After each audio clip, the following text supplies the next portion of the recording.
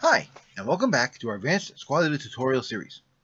I hope you enjoyed our live playing of Pavlov's House. As you can see, it is a well-balanced and fun scenario to play. Most importantly, from our point of view, I hope you follow the flow of the game. Now we'll continue with our structure tutorials and start covering important topics, plus handling viewer requests. We received several requests for a discussion on the human wave, and since we are currently doing the movement phase, this is the perfect place to show it. This is an important topic, because it forms the basis for the Banzai charge with the Japanese, as well as cavalry charges in general. In this video, we try to break it down to its simplest, most basic components. So let's get to it. Here, we will go through the criteria for the use of the human wave. First, only the Russians and Chinese can use the new human wave movement. Second, in order for human wave to be created, there has to be at least 3 continuous hexes containing an average of 2 multi-man counters per hex, and at least 1 leader in one of those hexes. Also, at least one of these hexes must have line of sight to the target hex. In this picture, the hexes with the white stars in them are the starting hexes for the human wave. The units lined up under them are the units who are going to partake in the human wave. While one hex only has 1 multi-man counter and the other has 3, there is a total of 6 among the 3 continuous hexes, for an average of 2 multi-man counters per hex. Also, there is the leader we need as well. Now, all the units in the human wave get the following benefits. They have the morale factors increased to 8. The morale goes up by 1. They are not subject to pin results, leader loss task checks, and heat of battle. Units involved in the human wave do have certain restrictions with regards to movement. They must move by impulse, just like Grady AFVs. To get a better feel for this, please check out our platoon movement video. They can only expend MF by moving forward or sideways to enter a hex containing the enemy units.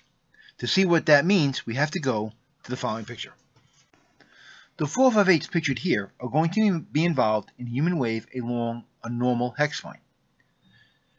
The accompanying units have been removed just for clarity. Whenever these units expend MF during the human wave, they have to enter one of these 3 front hexes until the human wave is finished. Now we have the effects and the restrictions for the units in the human wave. We will now follow the human wave to its completion. I will not be adding the actions of the Germans with regards to first fire, etc. The rules are the same for first fire, subsequent fire, and final protective fire, and are identical to those already explored in our previous defensive fire principles. The use of fire lanes will be covered later on. The next picture shows the units after they have conducted their first impulse.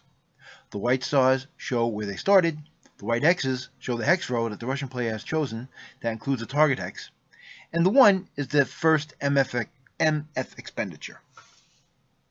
At this point, Germans could first fire, just like with impulse movement of tanks, but they can only fire at 1 hex 1 time.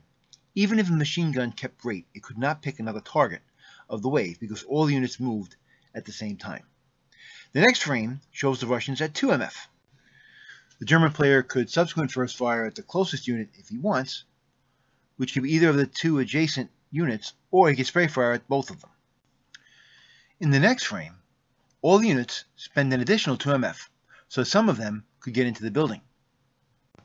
The Russian units stay part of the human wave until they enter into a hex containing enemy units, run out of MF, or are eliminated.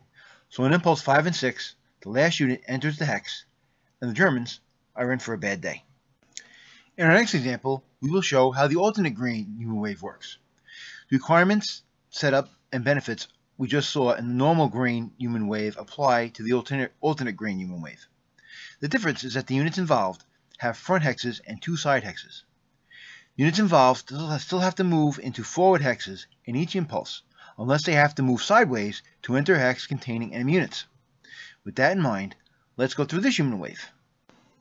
The starting points are again marked with the stars. The target hexes have been marked with the hex.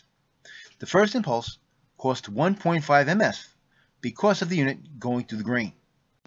The German has the same first fire possibilities as he did in our previous example.